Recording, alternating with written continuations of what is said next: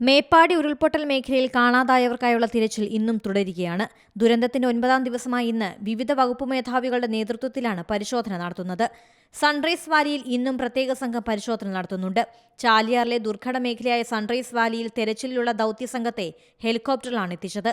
6 കരസേനാംഗങ്ങളും police special action ഗ്രൂപ്പിലെ 4 പേരും 2 വനംവകുപ്പ് വാച്ചർമാരും അടങ്ങിയ സംഘത്തെയാണ് 2 തവണയായി ഹെലികോപ്റ്ററിൽ എത്തിച്ച് വടത്തിന്റെയും ബാസ്ക്കറ്റിന്റെയും സഹായത്തോടെ ഇറക്കിയത്.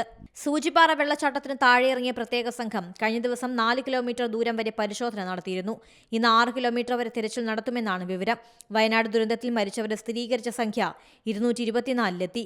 181 ശരീരഭാഗങ്ങളും കണ്ടെത്തിയിട്ടുണ്ട്. 154 പേരെ ഇനിയും കാണാനുണ്ട്. 88 പേർ ആശുപത്രികളിലാണ്.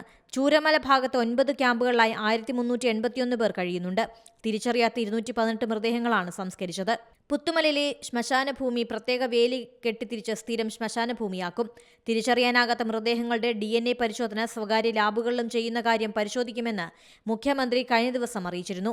തിരിച്ചറിയാനാകാത്ത മൃതദേഹങ്ങളും ശരീരഭാഗങ്ങളും ആരുടേതെന്നറിയാൻ DNA പരിശോധന ഇന്നു മുതൽ തുടങ്ങും. ഉറ്റവരെ തേടിയെത്തിയവരിൽ നിന്ന് ശേഖരിച്ച 100ലധികം രക്തസാമ്പിളുകളുമായി ഇത് ഒത്തുനോക്കും.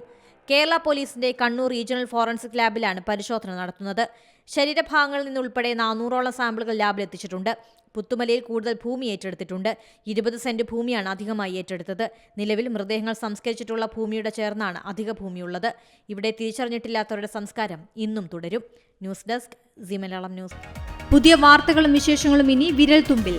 എല്ലാ ഡിജിറ്റൽ പ്ലാറ്റ്ഫോമുകളിലും ഇപ്പോൾ സീ മലയാളം ന്യൂസ് ലഭ്യം.